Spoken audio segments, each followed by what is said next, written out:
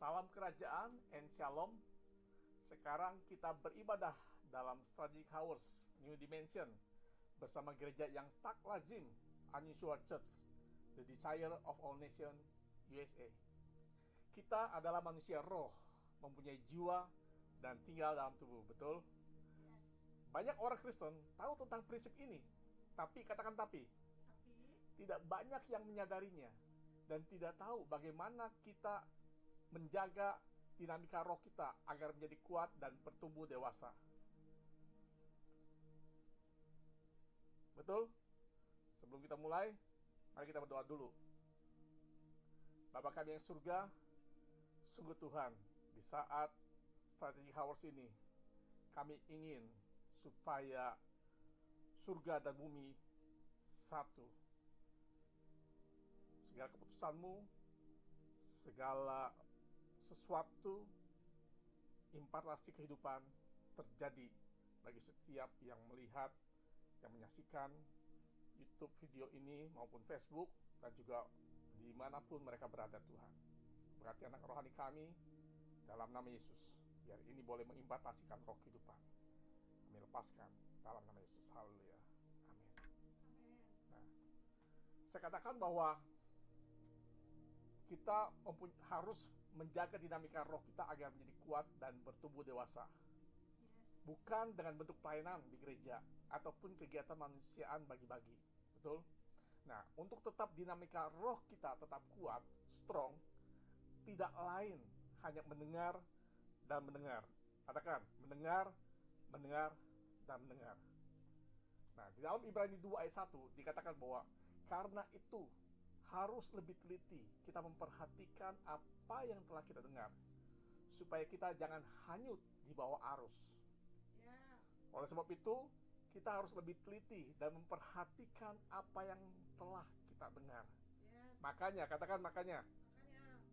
Perhatikan apa yang kita dengar, siapa yang kita dengar, dan bagaimana cara kita mendengar. Betul? Yang kita dengar hanyalah firman Kristus, yang berpusat atau sentralnya hanya Kristus. Amin. Bukan kutipan ayatnya, tapi siapa yang mengatakannya. Nah, seperti terdapat dalam Matius 4 ayat 6. Lalu berkata kepadanya, ketika Yesus dicobai oleh iblis, iblis berkata, jika engkau anak Allah, jatuhkanlah dirimu ke bawah, sebab ada tertulis, mengenai engkau, ia akan memerintahkan malaikat-malaikatnya, dan mereka akan menatang engkau di atas tangannya, supaya kakimu jangan terantuk kepada batu. Nah, di sini iblis mengutip ayat, tapi iblis punya agenda sendiri, betul? Makanya saya katakan bahwa bukan mengutip ayatnya, tapi siapa yang mengatakannya. Pada saat iblis yang mengatakan, walaupun itu firman Tuhan terambil dari Mazmur 91, tetap tidak punya apa-apa, karena dia punya agenda, dia punya purpose sendiri, bukan purpose-nya Tuhan, bukan the purpose of God. Nah, demikian juga bila kita mengutip ayat untuk kepentingan kita sendiri, bukan untuk agenda Tuhan, maka kita tidak ada bedanya dengan iblis. Jelas? Saya pernah membaca postingan di Facebook yang tertulis, pelayanan dengan kuasa dan mukjizat tanpa memiliki kehidupan serupa dengan Kristus adalah pembuat kejahatan. Nah, ini terambil terkutip dari Matius 7 ayat 23, ketika mereka berkata bahwa Tuhan, aku sudah melakukan segala sesuatu, aku sudah mengusir setan demi namamu, aku sudah begini dan sebagainya demi namamu. Tetapi Tuhan bilang bahwa nyala engkau pembuat kejahatan, karena aku tidak mengenal engkau. Karena apa? Karena mukjizat tanpa memiliki kehidupan serupa dengan Kristus adalah pembuat kejahatan. Saya katakan, inti kekristenan adalah Christ in us and we are in Christ. Inti kekristenan bukan untuk menjadi kaya, diberkati. Itu hanya tambahan. Katakan tambahan. Yang utama adalah kerajaan Allah dan kebenarannya. Amin. Rasul Paulus mengingatkan kepada Timotius dalam 2 Timotius 3 ayat 1. Dalam 2 Timotius 3 ayat 1 dikatakan bahwa ketahuilah bahwa pada hari-hari terakhir akan datang masa yang sukar. Jika pada saat itu Paulus bisa berkata hari terakhir, berarti saat-saat ini adalah akhir dari hari terakhir, betul? Nah, akan datang masa sukar. Bapak rohani David, itu Papa Jonathan mengatakan, saat ini masa lean cow, akan datang masa bleeding cow, dead cow and no cow. Berarti masih ada 18 tahun lagi. Bukan berarti membuat kita takut dan khawatir. Justru, katakan justru.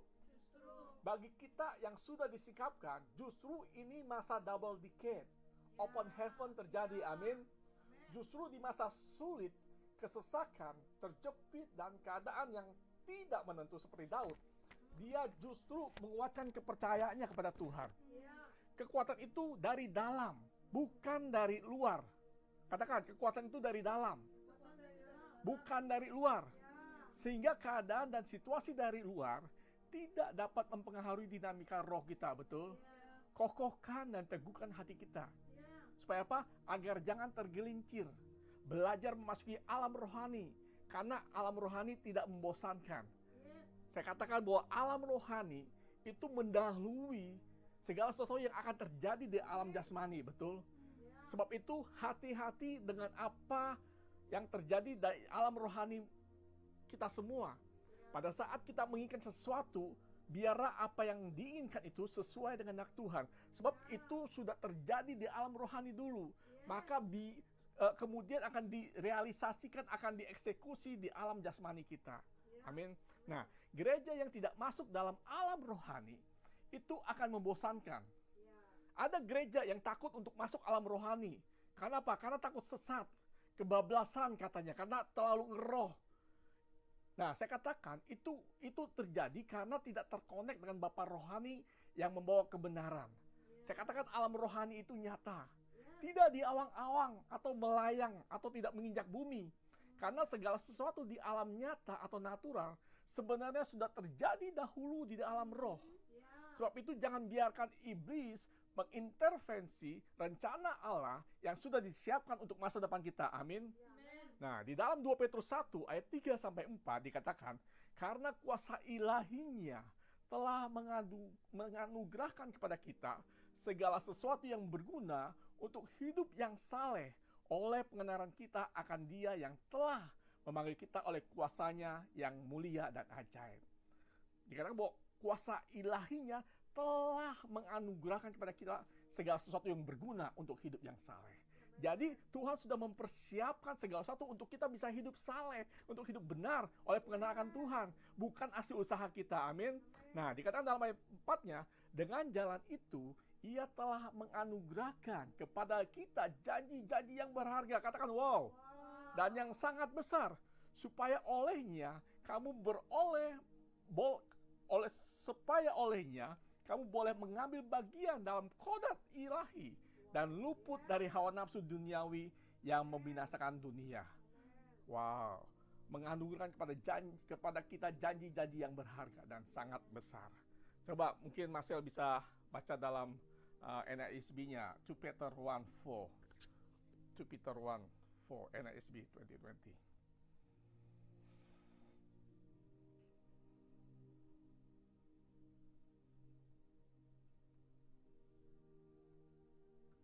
Udah ketemu?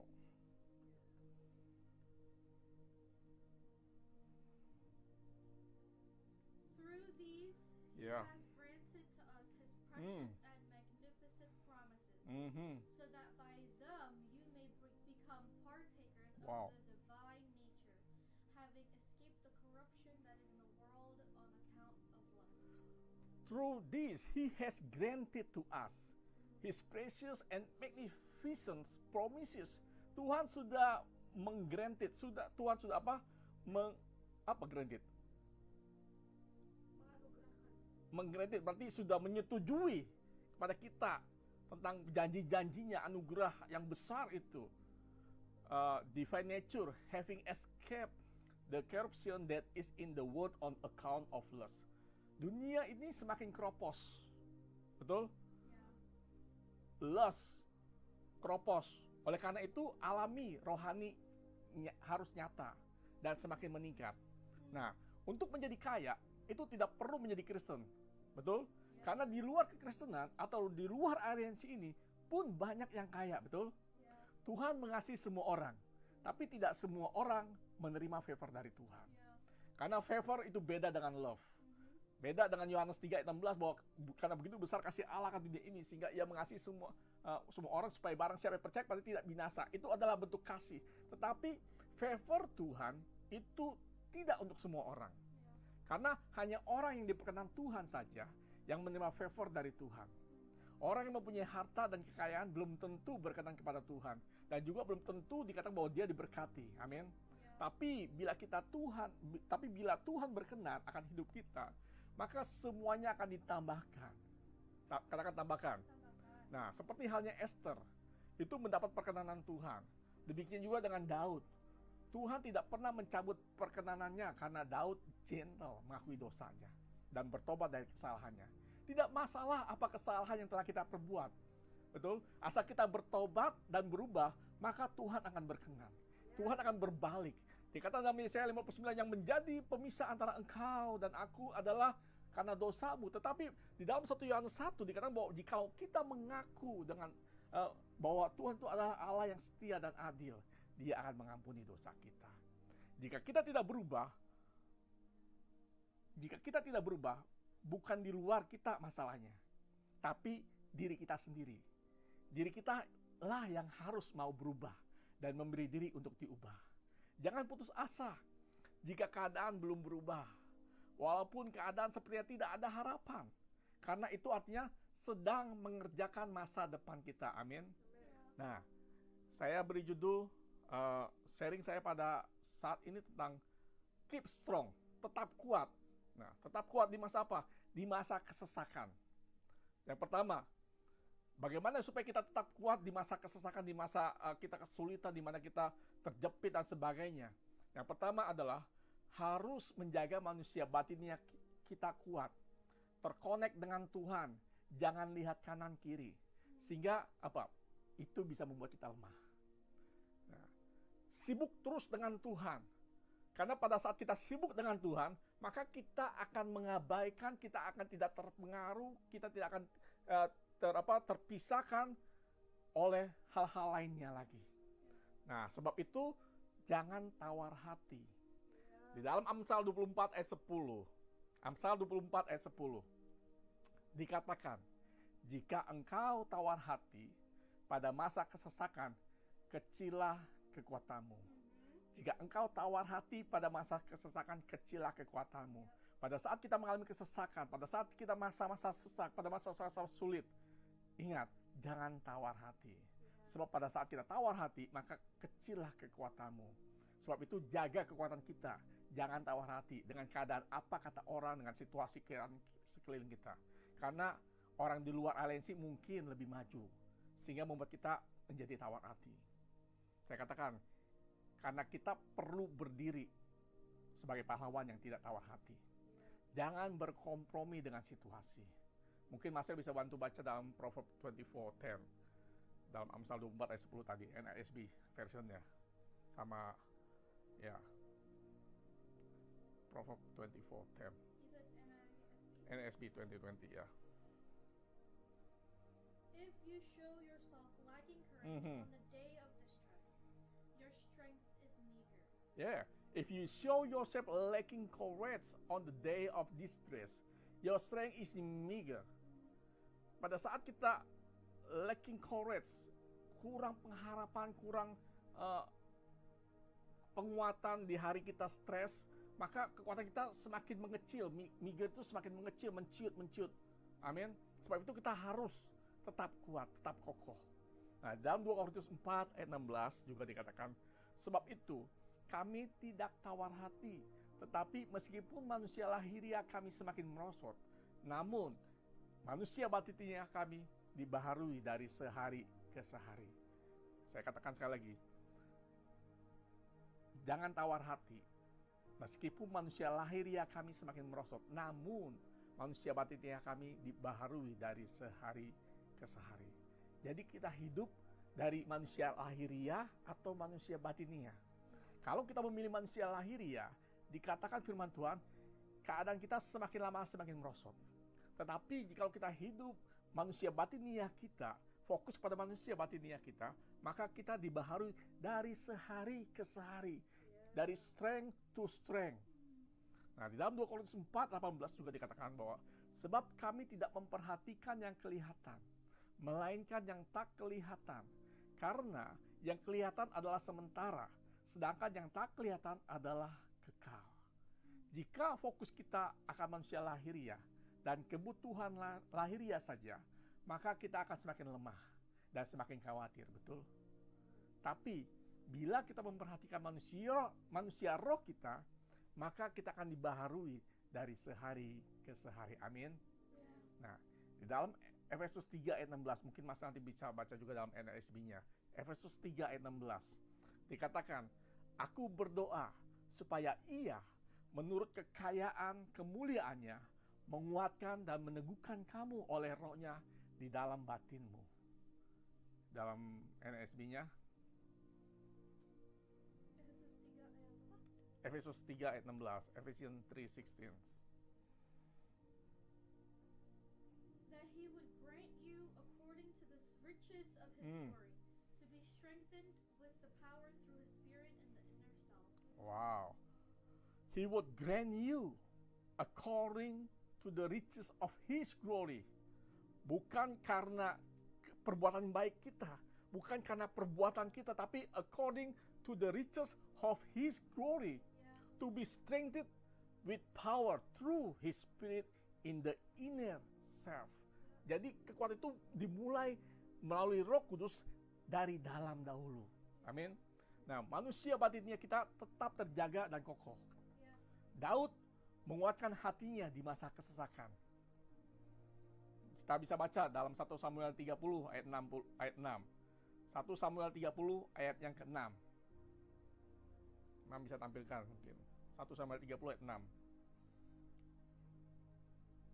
Dikatakan, dan Daud sangat terjepit karena rakyat mengatakan hendak melempari dia dengan batu. Seluruh rakyat itu telah pedih hati masing-masing karena anaknya laki-laki dan perempuan. Tetapi Daud menguatkan kepercayaannya kepada Tuhan Allahnya. Wow. Pada saat terjepit, pada saat semua orang bangsa Israel karena kecewa, karena sedih ingin melempari Daud dengan batu. Tetapi Daud menguatkan kepercayaannya kepada Tuhan Allahnya. Oleh sebab itu, jangan mendengar perkataan yang lain selain perkataan Tuhan. Proceeding words. Jangan mengikuti seperti bangsa Israel ketika menghadapi Goliat. Mereka ikut retreat, mereka ikut doa 40 hari, 80 session mendengar ocehan daripada Goliat. Tetapi Daud tidak peduli. Dia datang dengan hati yang bersih. Dia datang setelah dia bersekutu dengan Tuhan, menghadap Goliat. Dia tidak melihat besarnya Goliat, tapi dia bisa melihat besarnya Tuhan yang bersama dengan dia. Karena kekuatan itu dari dalam, saya katakan. Manusia batinia kita, bukan dari luar. Karena kekuatan manusia batinia mengalahkan kekuatan fisik. Betul? Agar tetap kuat, kita harus tetap terkonek atau terhubung secara akurat. Kita didesain untuk tetap terkonek dengan Allah, bukan dosa, betul? Kita didesain oleh Tuhan untuk tetap terkonek dengan Allah, bukan dengan dosa. Sebab itu jangan mudah untuk berbuat dosa. Tetapi bagaimana caranya? Kita harus tetap terkonek dengan Allah. Sebab konek dengan siapa akan menentukan hidup kita. Nah, oleh sebab itu Rasul Paulus mengingatkan kita di dalam 1 Korintus 15 ayat 33. Dalam 1 Korintus 15 ayat 33 tentang bagaimana pengaruh dari connection kita. Dikatakan 1 Korintus 15 ayat 33. Janganlah kamu sesat. Pergaulan yang buruk merusakkan kebiasaan yang baik. Bukan berarti tidak boleh bergaul dengan semua orang. Bukan. Katakan bukan. Tapi jika pertemanan kita merubah sesuatu yang baik, apalagi meninggalkan hidup benar, ya berarti pertemanan kita sudah tidak benar. Setuju? Terhubung dengan Tuhan setiap hari. Bangun kesadaran akan hadirat Tuhan. Jangan terhubung dengan sistem dunia atau rutinitas tanpa meminta kekuatan dan anugerah dari Tuhan. Agar kita menyelesaikan pekerjaan atau bisnis di bawah anugerah. Dan kasih karunia bukan di bawah matahari. Seperti di dalam Pengkhotbah 1 ayat 3. Mungkin bisa baca nanti dalam Amplified Classic-nya. Pengkhotbah 1 ayat 3, Ecclesiastes 1:3. Dikatakan, apakah gunanya manusia berusaha dengan jerih payah di bawah matahari? Dalam Amplified Classic-nya, 1:3, right? ya. What profit does man have left from all his toil, Hmm. and which he toils under the sun? Is life worth living? Ya, what profit, apa untungnya seseorang bekerja dengan jerih payahnya? Ingat, his toil, not his hard work. Toil itu karena usaha sendiri, karena di bawah kutuk. At which he toils under the sun, di bawah matahari. Is life worth living? Apakah hidupnya akan berguna untuk hidup? Tidak. Kita hidup karena anugerah Tuhan, bukan karena kekuatan kita sendiri. Sebab itu kita perlu Tuhan setiap hari. Bukan perlu Tuhan hanya seminggu sekali.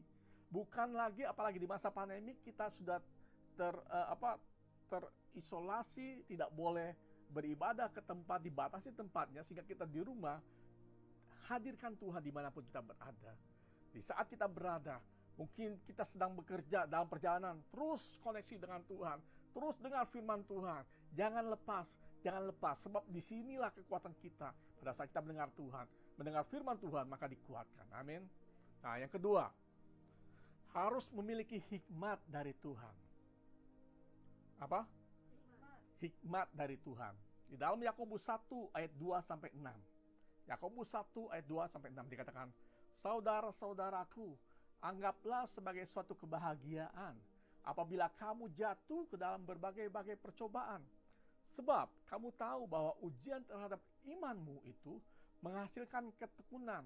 Dan biarlah ketekunan itu memperoleh buah yang matang, supaya kamu menjadi sempurna dan utuh dan tak kekurangan suatu apapun. Tetapi apabila di antara kamu ada yang kekurangan hikmat, hendaklah ia memintakannya kepada Allah, yang memberikan kepada semua orang dengan murah hati dan dengan tidak membangkit-bangkit, maka hal itu akan diberikan kepadanya. Ayat 6.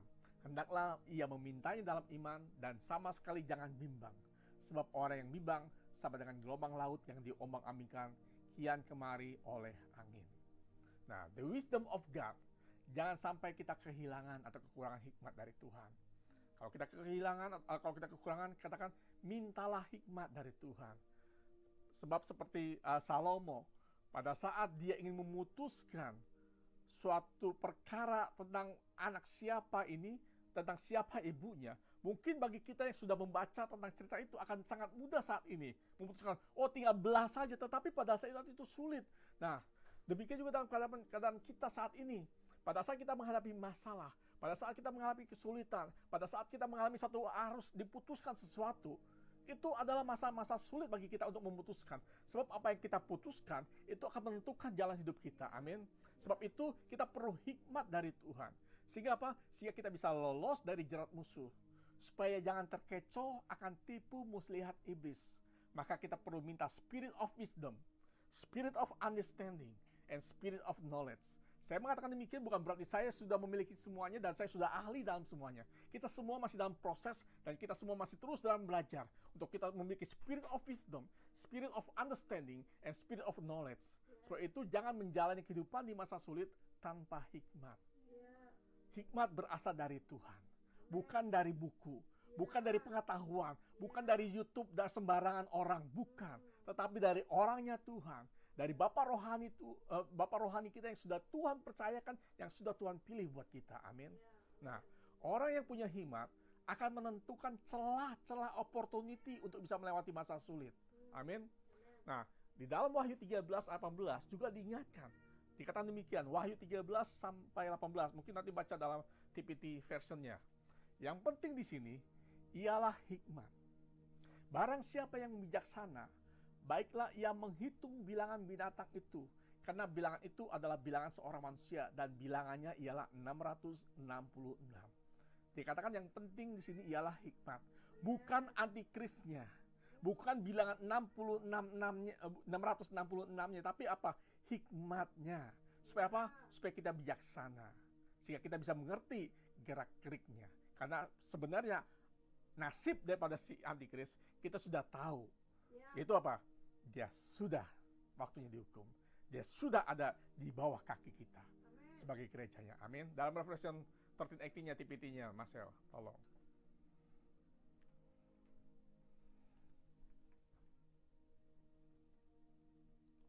This will require wisdom to Yeah. understand. Let the one with insight interpret the number of the wild Hmm. beast, for it is humanity's number. Mhm. 666. Mhm. This will require wisdom to understand. Ini diperlukan hikmat untuk mengerti. Karena kalau kita tidak mengerti, tidak mempunyai hikmat, maka kita salah, misunderstanding. Nah, kenapa kita misunderstanding? Karena selama ini kita mungkin mislead. Katakan mislead. Sebab dalam Matius 24 ayat dalam Matius 24 dikatakan bahwa akan datang masa akhir adalah apa? Orang-orang yang mislead, yang membawa kita kepada bukannya spirit of truth, tetapi spirit of error. Yeah. Nah, kenapa bisa error? Karena tidak mempunyai hikmat, wisdom to understanding. Nah, angka 666 ini artinya apa? Full man, 666, full man, full sin, and full setan. Antikris saat ini sudah ada, tetapi belum terjadi secara penuh karena antikris masih mempersiapkan orangnya, karena antikris perlu seseorang. Sebab itu full man yang full sin and full satan, semua tipu daya kerja iblis akan menjadi nyata di dalam orang itu dengan penuh dosanya. Full man, full sin, and full satan. Nah, dikatakan bahwa yang penting di sini adalah hikmat, bukan takut akan antikris. Justru nasib antikris itu yang akan tidak baik. Jadi jangan pusing dengan nasib antikris. Amin. Yeah. Kita harus fokus dengan nasib kita. Yeah. Nasib yang sudah dirubahkan. Nasib yang sudah mempunyai future. Dalam minggu kemarin saya sampaikan bahwa Tuhan sudah mempersiapkan future kita, sudah show dalam Wahyu berapa? Wahyu berapa tuh? 1 ayat 4 atau 4 ayat 1? 1 ayat 4 ya. Come up here, I will show you the future, katanya. Dalam terjemahan apa? TPT atau apa? Nah, saya nggak nyinggung itu sekarang. Tapi dikatakan bahwa kita harus fokus dengan future kita, yaitu menjalankan agenda Tuhan dalam hidup kita di bumi ini. Amin. Di dalam Wahyu 17 ayat 9 dikatakan juga begini. Yang penting di sini ialah akal yang mengandung hikmat. Ketujuh kepala itu adalah 7 gunung yang di atasnya perempuan itu duduk. Nah, yang penting di sini ialah akal yang mengandung hikmat. Jangan pusing dengan definisi atau arti dari kepala 7. Itu adalah si ular tua yang bingung. Kenapa bingung? Karena 7 kepala. Makanya itu sebabnya nggak aneh kalau di Indonesia ada namanya obat bintang 7. Karena kalau 7 itu pusing kepalanya. Kita yang punya satu aja pusing, betul? Apalagi punya 7 kepala, dia pusing. Jadi iblis itu pusing, kepusingan dia. Karena dia masa depannya sudah jelas akan dibuang. Dia pusing, sebab itu dia mencari rekan-rekan, dia mencari teman untuk bisa bersama-sama dengan dia. Nah, kita berbeda, kita nasibnya berbeda karena kita sudah menjadi anak-anak Hios, menjadi anak-anak Allah yang akan memerintah kerajaan surga. Nah, di dalam Efesus 5 ayat 15, mungkin nanti Master bisa persiapkan Ephesians 5:15 dalam NASB and TPT-nya, siapkan. Dikatakan demikian, karena itu perhatikanlah dengan seksama bagaimana kamu hidup. Janganlah seperti orang bebal, tetapi seperti orang arif. Kita harus perhatikan dengan seksama bagaimana kita hidup. Jangan seperti orang bebal, tetapi seperti orang arif. Dalam NASB-nya, Ephesians 5:15, so then be careful how you walk. Not as unwise people, but as wise. Yeah, so then be careful how you walk. Bagaimana kita menjalani hidup ini? Kita harus menjadi hati-hati. Jangan not as unwise people, but as wise. Menjadi orang yang bijaksana, mempunyai orang yang hikmat dalam menghidupi, dalam menjalani kehidupan ini, dalam TPT-nya. So be very careful how you live. Not being like those with no understanding, Yeah. but live Ya, dikatakan. Ya, terus. Take full advantage of every day as you spend your life for His purposes. So be very careful how you live, how you live. Life itu kehidupan, live itu hidup. Bagaimana kita hidup? Not being like those with no understanding. Jangan sampai kita tidak mempunyai understanding, but live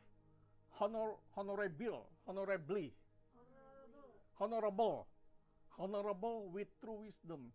Tapi hidup penuh dengan hormat, dengan hikmat yang benar, with true wisdom. For we are living in evil time. Di dalam kehidupan yang masa-masa jahat ini, take full advantage of every day as you spend your life for His His purpose, not for our purpose, but for His purpose. Every day, not every week, not every month, not every year, but every day as you spend your life for His purpose. Jadi setiap hari kita harus punya hikmat. Hidup sebagai orang yang bijaksana. Orang yang bijaksana dalam Tuhan tidak dapat dikalahkan oleh hikmat dunia. Sehingga apa? Sehingga kita dapat menyelesaikan kehendak-Nya. Baca dalam Amsal 1 ayat 5. Mungkin bisa baca dalam NSB dan TPT-nya. Amsal 1 ayat 5. Proverb 1 verses 5. Baiklah orang bijak mendengar dan menambah ilmu, dan baiklah orang yang berpengertian memperoleh bahan pertimbangan. NSB. Proverbs 1:5, right? Yep.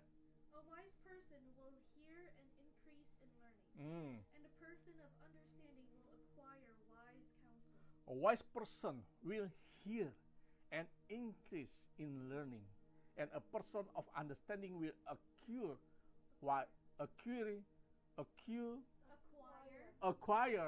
wise counsel. Jadi orang yang berhikmat itu akan mendengar dan dia akan meningkatkan untuk belajar. Belajar apa? Belajar untuk berhikmat. Belajar. Bagaimana untuk bisa berhikmat? Mendengar, dan mendengar. And a person of understanding will acquire wise counsel. Menjadi penolong, counsel. Menjadi counsel itu counselor, penasehat yang bijaksana. Dalam TPT-nya, Proverbs 1:5. For the wise, these proverbs will make you even wiser. And for those with discernment, you will be able to acquire brilliant strategies for leadership. Wow. For the wise, this proverb will make you even wiser. Akan membuat kita semakin lebih lagi berhikmat. And for those with discernment, you will be able to acquire brilliant strategies. Sehingga kita mempunyai strategi yang brilliant. Sebab dikatakan bahwa ini adalah jam-jam strategik, the strategic hours for leadership, untuk kepemimpinan. Nah, harus bijaksana dengan hikmat dari Tuhan, bukan hikmat dunia. Musuh pun tidak bisa membaca langkah kita bila kita berhikmat, betul? Sebab itu, dalam Perjanjian Lama ada satu nabi, saya lupa siapa, dia bisa menghindar dari jeratan musuh, sehingga musuhnya dibuat bingung. Sehingga dia berkata, pasti ini ada Tuhan yang ngasih tahu dia. Pasti ini ada Tuhan yang memberitahu bangsa Israel. Sehingga pada saat dia dikepung dari sebelah utara, dia bisa menghindar ke selatan. Pada saat dikepung dari utara, dia menghindar ke tempat lain lagi. Karena apa? Karena tidak bisa membaca langkah kita. Nah, dalam Amsal 3 ayat 35, mungkin bisa siapkan juga Amsal 3 ayat 35, NASB dan TPT-nya. Dikatakan, orang yang bijaksana akan mewarisi kehormatan. Tetapi orang yang bebal akan menerima cemooh. Hikmat mewarisi honor. Ya, Proverbs 3:35 NASB. Proverbs 3:35. The wise will inherit honor, but fools increase dishonor. Ya, the wise will inherit, akan mewarisi honor, kehormatan. Tetapi orang bodoh justru akan increase dishonor, semakin terjerembab. semakin tidak dihormati. Tidak dihormatinya semakin meningkat. Bukannya hikmatnya, bukannya honornya semakin meningkat, tetapi tidak hormatnya akan semakin meningkat. Dalam TPT-nya, stubborn fools fill their lives with disgrace. Wow. But glory and honor rest upon the wise. Wow, stubborn fool fill their life karena ada S. Lives with disgrace. Orang bodoh yang stubborn, yang keras kepala, itu dipenuhi hidupnya dengan disgrace. Coba, biarlah orang berhikmat, kita menjadi orang berhikmat, amin. Orang berhikmat itu seperti mata Raja Wali yang dapat melihat jauh dan jeli, amin. Yang ketiga, di masa kesesakan kita perlu seorang leader. Katakan seorang leader. Terkonek dengan orangnya Tuhan, yang memimpin kita dalam satu corporate, yang membawa kita kepada kemenangan melalui pola dari seorang leader yang Tuhan persiapkan dan diberikan dan ditunjuk oleh Tuhan dengan mengikuti garis komando, the command of chain, pemimpin dari kepemimpin. Nah, seorang leader harus siap diikuti kehidupannya, amin. Seorang leader bukan kita yang memilih, tapi Tuhan yang mengizinkan. Orang yang Tuhan tunjuk, dan kita hanya perlu satu leader. Amin. Nanti baca comparison-nya aja.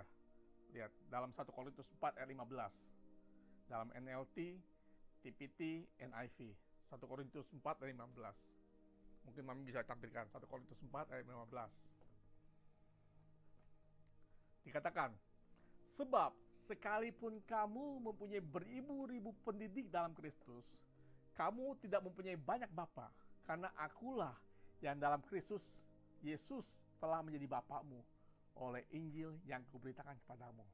Mungkin kita banyak beribu-ribu pendidik dalam Kristus, tapi kita hanya perlu satu bapa, yaitu bapa rohani kita. Amin. Nah, dalam NLT-nya dikatakan apa? Ya.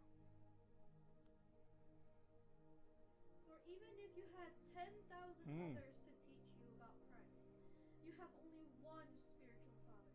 Wow. For I became your father in Christ Jesus when I preached the good news to you. Dalam bahasa Indonesia beribu-ribu pendidik, tapi dalam NLT kata,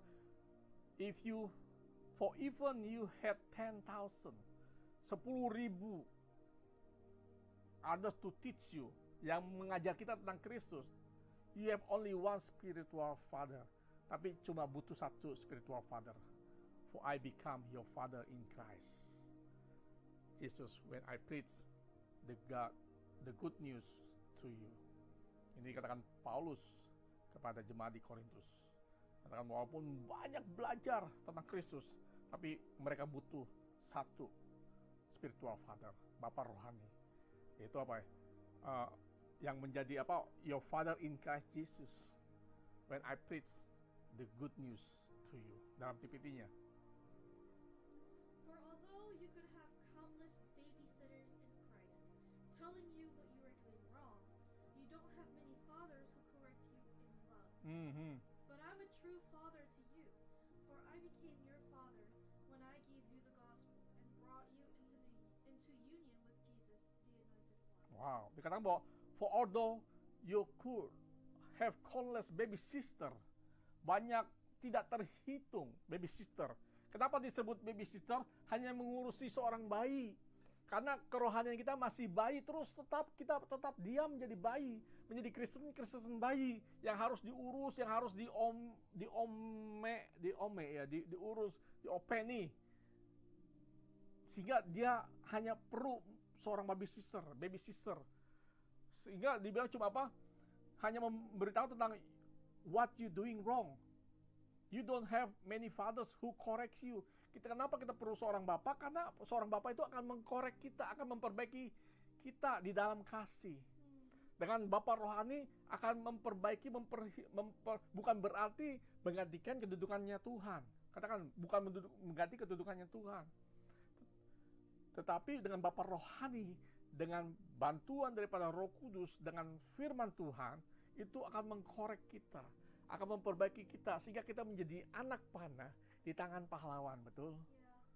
Dikatakan bahwa Paulus menjadi a true father for Corinthians people. Nah, dalam NIV-nya, the 1 Corinthians 4:15 masih. Even if you had 10,000 guardians in Christ, you do not have many fathers, for in Christ Jesus, I became your father through the gospel. Even if you have 10,000 guardians, menjadi a guardian, penjaga yang mengelilingi kita di dalam Kristus, you do not have many fathers, for in Christ Jesus I become your father through gospel. Jadi Paulus menjadi bapak, kita perlu bapak. Yang kita perlukan adalah leader yang menjadi bapak rohani kita, bukan mentor. Katakan bukan mentor. Mentor belum tentu bapak. Amin. Tapi bapak itu sudah pasti menjadi mentor. Nah, seperti Paulus berkata kepada jemaat di Korintus dalam 1 Korintus 11 ayat 1, mungkin masih bisa baca NASB, MP, MPC, dan sebagainya. Comparison-nya aja nanti. 1 Korintus 11 ayat 1 dikatakan demikian, jadilah pengikutku sama seperti aku juga menjadi pengikut Kristus. Paulus berkata kepada jemaat Korintus, jadilah pengikutku, bukan follower. Tetapi apa? Sama halnya seperti aku juga menjadi pengikut Kristus. Itulah yang dikatakan Bapak rohani kami, Bapak rohani saya, dikatakan jadilah pengikutku. Not become my follower, tapi jadilah pengikutku. Teladanilah hidupku. Sama seperti Bapak rohani saya menjadi pengikut Kristus. Kenapa kita tidak bisa langsung kepada Tuhan? Bisa, saya katakan bisa. Tetapi di dalam kehidupan ini kita perlu seorang pola.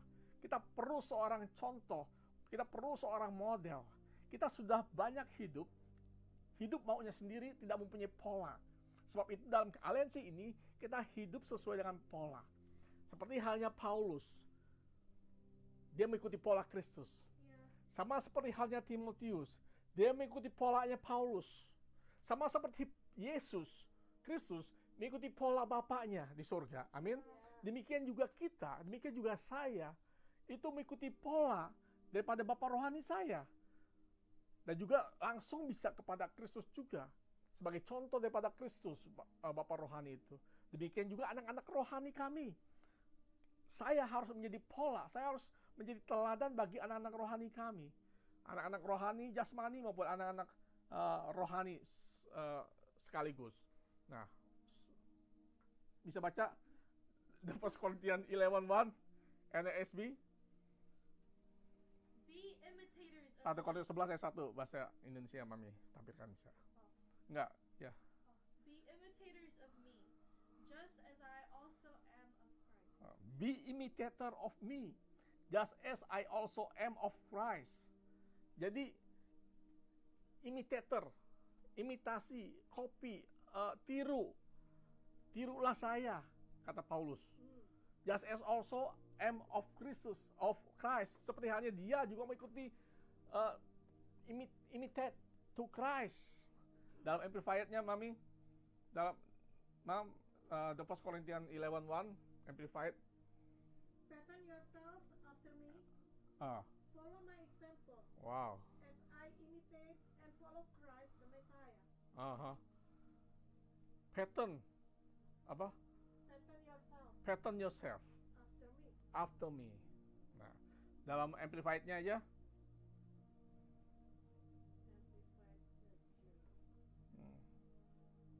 Imitate me, just as I imitate Christ. Imitate me, just as I imitate Christ.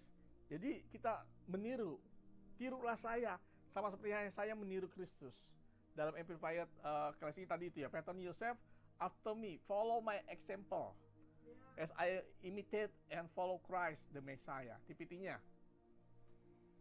I want you to pattern your lives after me, just as I pattern mine after Christ. I want you to pattern your life.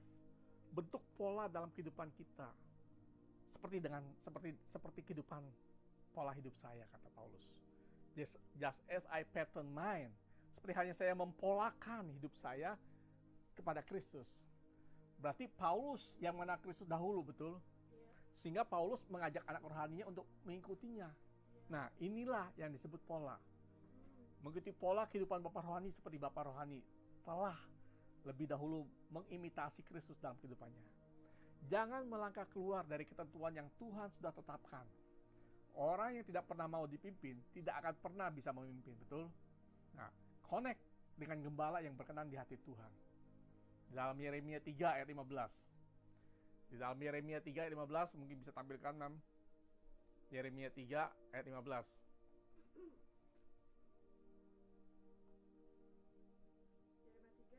Ayat 15.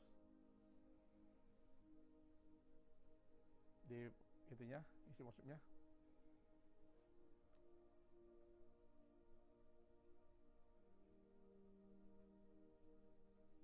Dikatakan, Aku akan mengangkat bagimu gembala-gembala yang sesuai dengan hatiku, karena mereka akan menggembalakan kamu dengan pengetahuan dan pengertian.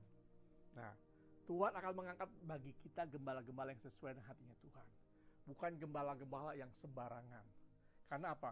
Karena mereka akan menggembalakan kita dengan pengetahuan dan pengertian, dengan knowledge and understanding. Ditambah tadi wisdom. Amin.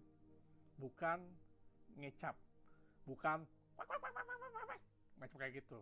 Saya nggak bisa mencontohkan mam rohani saya, bukan seperti itu. Tapi dengan pengetahuan dan pengertian. Amin.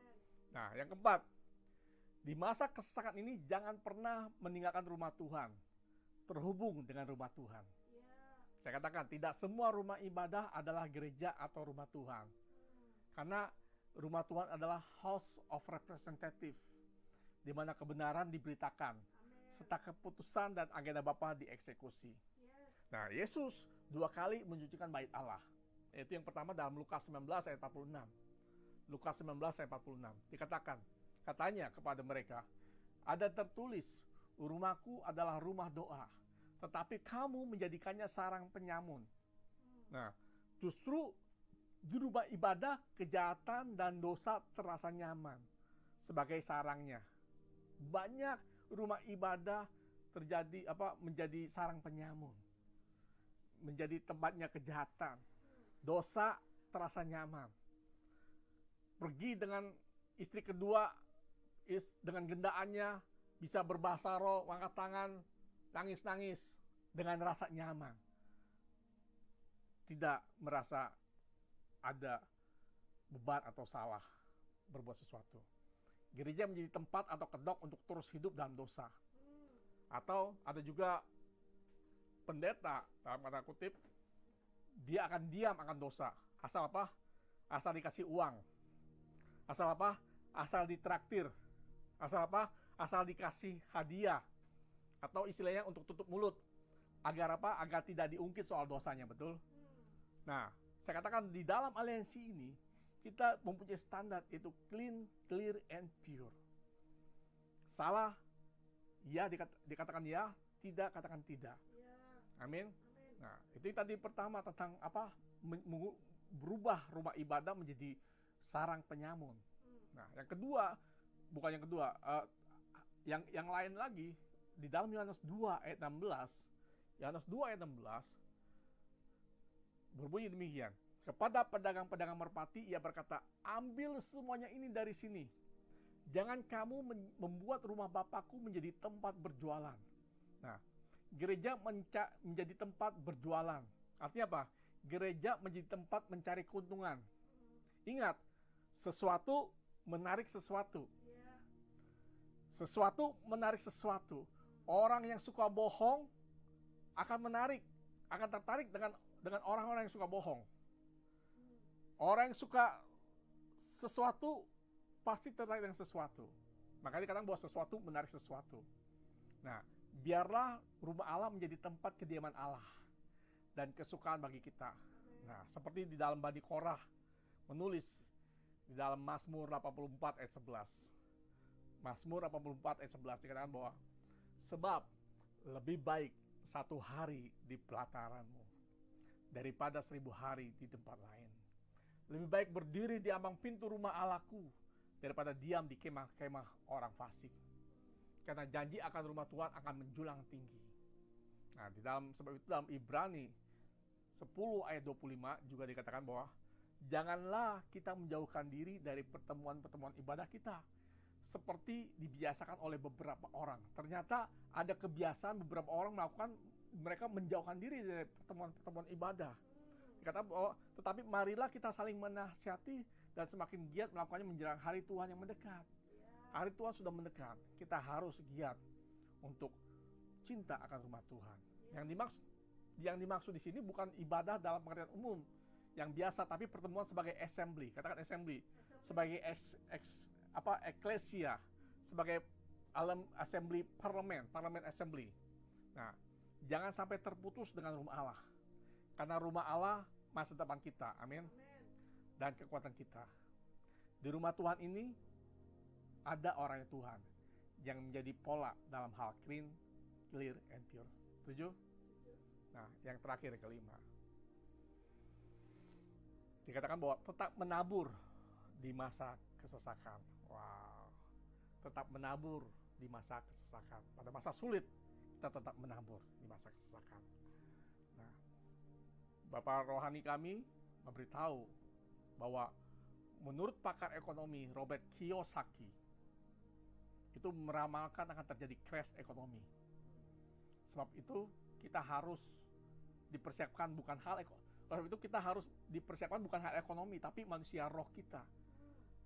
Kita mendengar hal ekonomi akan crash, bukan kita bingung mencari duit sebanyak-banyaknya, mengumpulkan keuangan sebanyak-banyaknya, karena akan terjadi crash.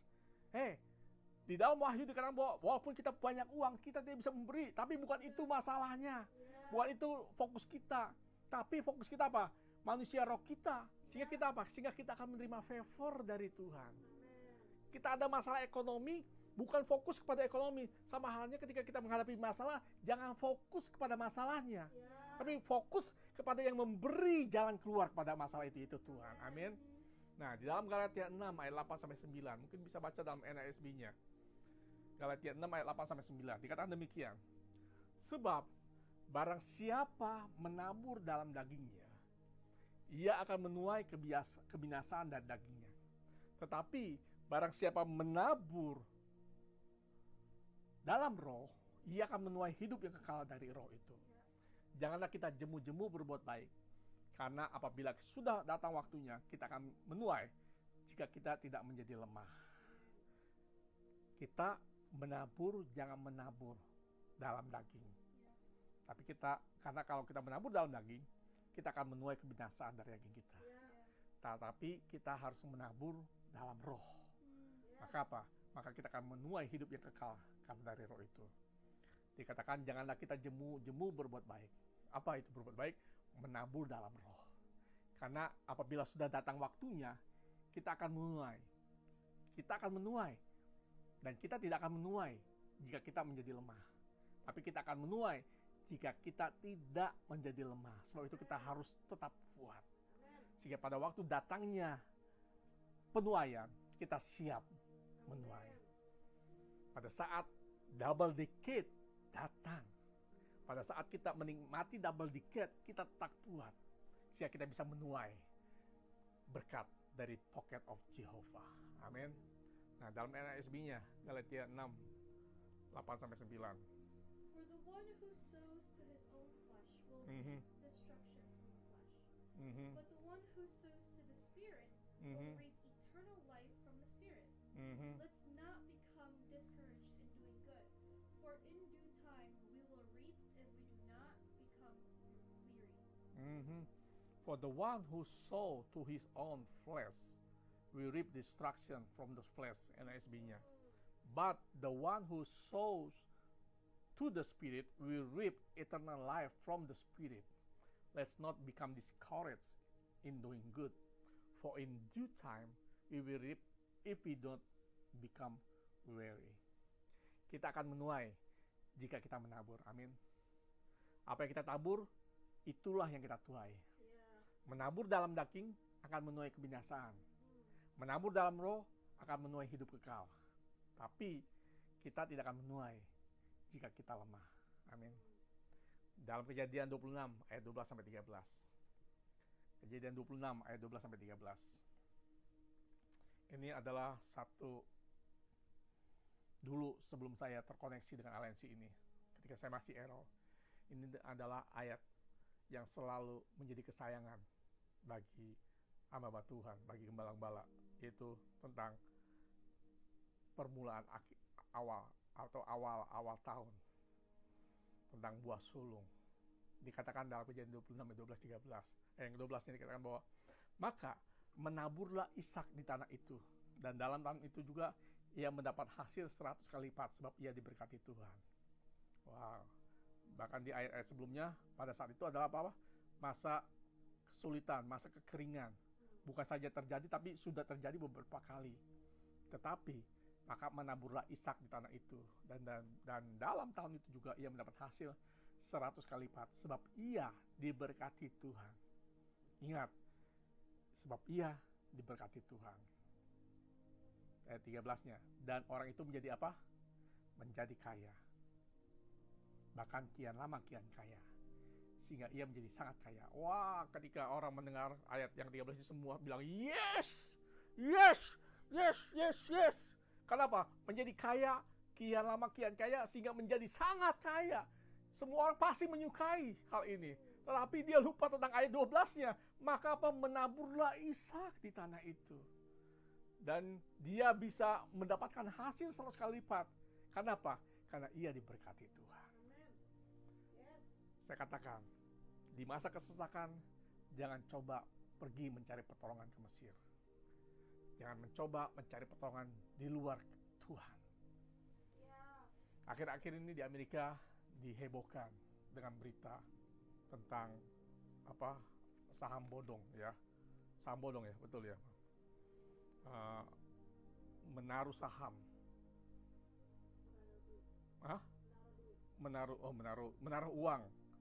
Menaruh uang,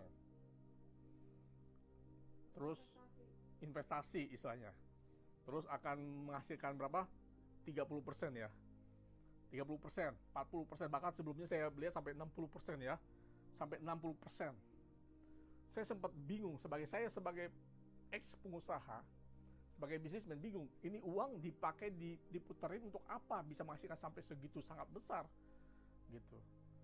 Tetapi terungkap bahwa itu adalah abal-abal, bahwa itu adalah penipuan, bahwa itu adalah bisa-bisaan saja. Karena tidak mungkin dia bisa melebihi bunga bank. Bunga bank cuma 1%, dia bisa sampai 30%, 40%, bahkan 60%. Semakin ditanam, semakin berbunga, semakin tanam, semakin berbunga, semakin disimpan. Jadi hanya janji-janji palsu. Hanya kata-kata saja. Wah, sekarang uang kamu sudah berkembang menjadi sekian persen, menjadi 100%, menjadi 200%, tapi hanya kata-kata. Ketika mau diambil, tidak bisa. Karena semakin terus bertambah, semakin menjadi bola salju demikian gitu. Sehingga tidak aneh ada yang sampai ratusan ribu dolar terperdaya karena seperti itu. Kenapa? Karena berusaha mencari jalan keluar. Karena berharap, dengan demikian saya bisa membiayai sekolah anak saya, gitu. Biaya untuk anak sekolah saya, biaya untuk beli rumah dan sebagainya. Jangan coba mencari pertolongan ke Mesir. Dalam Kejadian 26 ayat 2 sampai 3 dikatakan demikian. Lalu Tuhan menampakkan diri kepadanya serta berfirman, janganlah pergi ke Mesir. Diamlah di negeri yang aku katakan kepadamu. Dikatakan janganlah pergi ke Mesir. Diamlah di negeri yang aku katakan kepadamu. Jadi tunggu, kalau Tuhan belum berkata, diam. Kalau Tuhan belum memberitahu sesuatu, diam. Terus minta hikmahnya Tuhan. Jangan mencoba mencari jalan keluar sendiri. Dikatakan bahwa tinggallah di negeri ini sebagai orang asing, maka aku akan menyertai engkau dan memberkati engkau. Ini sudah jelas janji Tuhan, maka aku akan menyertai engkau dan memberkati engkau. Ingat janji Tuhan. Kalau belum terjadi, berarti sedang diproses janji itu. Asal kita tetap diam dalam hadirat Tuhan, diam dalam hikmat Tuhan, maka itu akan terjadi dalam hidup kita. Kata bahwa sebab kepada mula dan kepada keturunanmu akan kuberikan seluruh negeri ini. Dan aku akan menepati sumpah yang telah kuikrarkan kepada Abraham ayahmu. Ini dikatakan Abraham kepada siapa? Ishak. Nah, di masa kesesakan atau kesulitan, jangan mencoba mencari jalan alternatif atau jalan singkat atau istilahnya potong kompas, jelas? Nah, dalam Yesaya 31 ayat 1 sampai 3 juga diingatkan, dikatakan bahwa celakalah orang-orang yang pergi ke Mesir. Mesir ini tentang tentang kehidupan duniawi, tentang kehidupan masa lalu kita yang belum terkonek dengan aliansi ini, yang belum terkonek dengan kebenaran ini. Itu ke Mesir minta pertolongan, yang mengandalkan kuda-kuda. Kuda-kuda itu kekuatan. Kuda itu kekuatan, kegagahan. Kuda-kuda yang kepada orang-orang yang kuat, kepada orang-orang yang hebat. Terus yang percaya pada keretanya yang begitu banyak, mengandalkan kekuatannya, mengandalkan hartanya. Dan dikatakan bahwa dan kepada pasukan berkuda yang begitu besar jumlahnya, mengandalkan kekuatannya sendiri, mengandalkan kemampuan sendiri. Tetapi dikatakan bahwa tetapi tidak memandang kepada yang Maha Kudus Allah Israel. Dan yang lebih parah lagi, tidak mencari Tuhan. Ayat yang keduanya, akan tetapi dia yang bijaksana akan mendatangkan malapetaka dan tidak menarik firman-Nya. Ia akan bangkit melawan kaum penjahat dan melawan bala bantuan orang-orang larim. Yang ketiganya,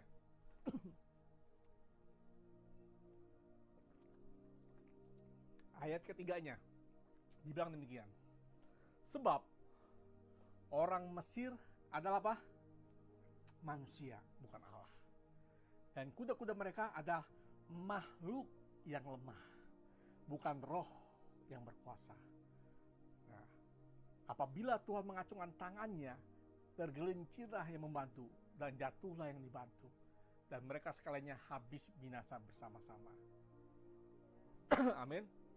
Ingat kejadian waktu bangsa Israel menyeberangi Laut Teberau.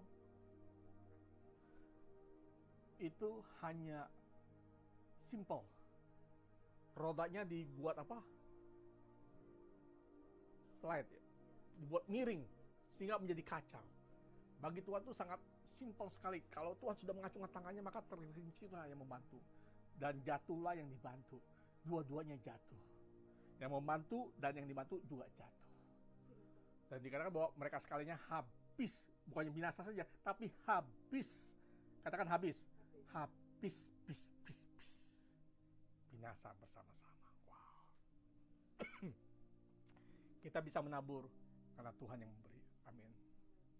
Dan Tuhan memberi benih kepada penabur, bukan kepada pelahap. Sejak di aliansi ini, saya mengucap syukur.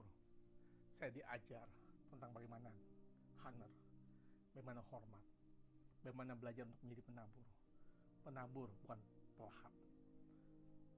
Hilangkan sebagai pelahap, tapi jadilah penabur. Amin. Penabur itu bisa mengatur. Penabur itu punya manajemen. Dia tidak menabur sembarangan. Dia menabur di tempat yang tepat. Amin. Dalam 2 Korintus 9 ayat 10 sampai 11. 2 Korintus 9 ayat 10 sampai 11 dikatakan bahwa Ia yang menyediakan benih bagi penabur dan roti untuk dimakan. Ia juga yang menyediakan benih bagi kamu dan melipat gandakannya dan menumbuhkan buah-buah kebenaranmu. Kamu akan diperkaya dalam segala macam kemurahan hati yang membagikan syukur kepada Allah oleh karena kami. Saya berkata tentang menabur tidak mengharapkan apapun, karena saya melayani bukan untuk hidup. Artinya jika saya tidak melayani, saya tidak cukup untuk hidup. Katakan tapi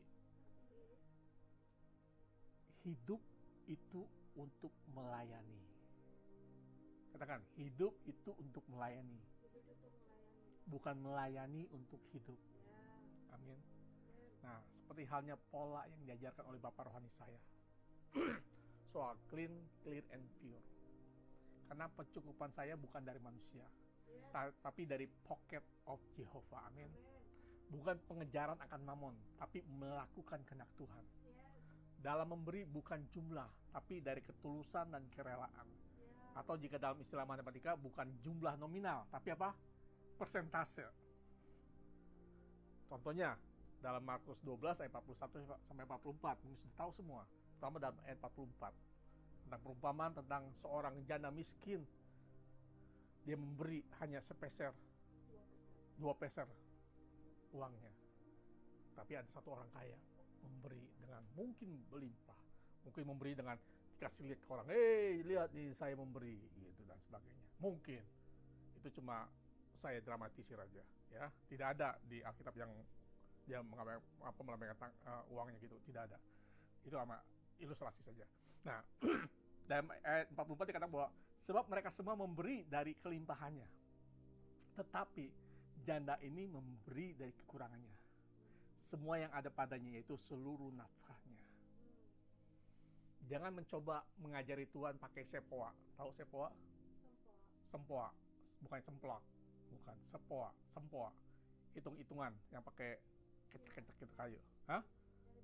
Nah, Chinese hitungan itu. Jangan pakai sempoa. Jangan coba mengajari Tuhan dengan pakai sempoa. Amin. Rubah understanding kita dalam memberi. Memberi bukan untuk diberi. Kita memberi sekian untuk mendapatkan sekian. Kita memberi supaya bisa diberkati 30, 60, 100 kali. Hei, itu bicara soal firman, bukan soal harta. Tapi ini bicara soal firman. Bila kita menabur firman, maka firman itu akan growing. Ya, Mam di mana? Hafal. Nanti next time Mam akan sharing tentang how the word of God is growing. Mightily, sangat melimpah. Ya. Jadi memberi bukan untuk diberi. Jika memberi bukannya akan berkurang, katakan no.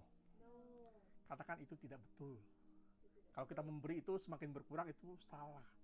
Seorang petani apakah akan memakan habis hasilnya? Tidak. Pasti ditinggali.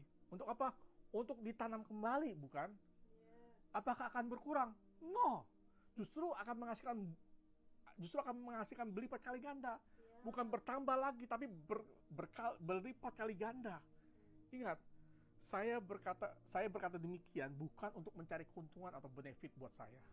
Justru mengajarkan tentang kebenaran suatu sistem. Tidak pakai ancaman, kalau tidak memberi atau menabur akan terkutuk. Itu pola lama, katakan pola lama. Bila dalam kekurangan, berapapun bantuannya tidak akan cukup. Bila tidak diselesaikan penyebab kekurangannya itu sendiri. Amin. Takdir kita bukan hidup gaya padang gurun. Hanya minta mana dari surga dan menggerutu, melainkan hidup di tanah Kanaan. Bagaimana hidup di tanah Kanaan? Menabur sehingga menuai kelimpahan. Amin. Ada hukum tabur tuai dari Imam Tatil. Kata demikian, hukum tabur tuai itu yang pasti, jika mau menuai harus apa? Menabur. Jika mau menuai harus menabur. Yang kedua, apa yang kita tabur itulah yang kita tuai. Tadi kita baca di atas bahwa kalau kita menabur dalam daging, kita akan menuai kebinasaan. Tapi kalau kita menabur dalam roh, maka kita akan menuai hidup yang kekal. Amin. Jadi apa yang kita tabur itu yang kita tuai. Perhatikan apa yang kita tabur. Terus yang ketiga, seperti tadi saya sempat singgung, menabur di tempat yang subur. Artinya apa? Di mana ada kegerakan Tuhan, bukan karena suka-suka sendiri atau terkenal atau dipuji. Amin. Tapi menabur di tempat yang subur. Biar kita menjadi tanah yang subur. Amin. Sudah mendengar firman Tuhan, mari renungkan agar firman juga bertumbuh dan mengubahkan. Mungkin walaupun masih belum mengerti, cuma satu kuncinya. Katakan saja, yes and amin. Maka firman akan masuk dan bekerja di alam roh kita. Amin. Jadi, agar kita bisa rest, not stress di masa sukar. Maka kesimpulannya satu, harus menjaga manusia batinnya kita tetap kuat, terkonek dengan Tuhan. Kedua harus memiliki hikmat dari Tuhan. Dan yang ketiga, perlu seorang leader atau terkonek dengan orangnya Tuhan, set man. Temukan bapak rohani yang menjadi pola karena meneladani Kristus. Yang keempat, di masa kesesakan ini jangan pernah meninggalkan rumah Tuhan. Terhubung dengan rumah Tuhan. Eklesia bukan rumah ibadah, tapi house of representative. Dan yang kelima, di masa kesesakan ini tetap menabur di masa kesesakan. Sebab apa yang kita tabur akan kita tuai. Memang ada ayat menuai dari apa yang kita tidak pernah tabur, tapi bukan berarti kita tidak menabur. Mungkin saja yang kita menabur tidak menuai, tapi anak cucu kita yang akan menuai. Dan anak cucu kita, dia akan menuai dari apa yang tidak ditabur. Tapi karena apa? Karena orang tuanya sudah menabur dahulu. Bila kita menabur dalam daging, akan binasa. Bila kita menabur dalam roh, akan hidup kekal. Tabur yang benar di tempat yang benar. Tuhan memberkati. Tetap kuat, tetap strong, keep strong. Amin. Saya mau berdoa untuk kalian, untuk kita semua. Bapa kami yang surga, kami tahu, kami mengerti bahwa hari-hari ini adalah akhir daripada hari yang terakhir. Dan kami menyadari bahwa kami adalah manusia roh yang mempunyai jiwa tinggal dalam daging. Sebab itu kami ingin fokus terus ke manusia batiniah kami. Sehingga pada saat kesesakan, kami tetap terkonek dengan Tuhan. Kami tetap terkonek dengan rumahnya Tuhan. Kami tetap terkonek dengan orangnya Tuhan. Dan tetap kami mempunyai hikmat dari Tuhan. Sehingga kami bisa berjalan. Sehingga kami mempunyai opportunity. Kami bisa melihat celah-celah. Seperti halnya mata Raja Wali yang bisa melihat dari jauh dan jelas. Dan juga kami bisa, di masa sulit ini, kami bisa menabur. Menabur bukan dari kedagingan, bukan dari hawa nafsu kami, tapi menabur dalam roh. Sehingga kami bisa memperoleh hidup yang kekal. Di masa sulit ini, kami tidak stres, tapi kami bisa rest. Kami bisa hidup tenang, kami bisa menikmati. Karena kami juga mempunyai kesempatan untuk mempunyai kuasa untuk menikmati di masa kesesakan. Terima kasih Bapak, Tuhan memberkati siapapun yang melihat video ini, atau YouTube ini, atau live ini, dan juga yang mereka memutar kembali ulang. Tuhan memberkati pada saat mereka memutar ulang, biar firman terus masuk, terus bertambah masuk, bertambah dalam, sehingga itu membangkitkan, menguatkan manusia roh mereka. Dalam nama Yesus terjadi impartasi roh. Amin. Tuhan memberkati.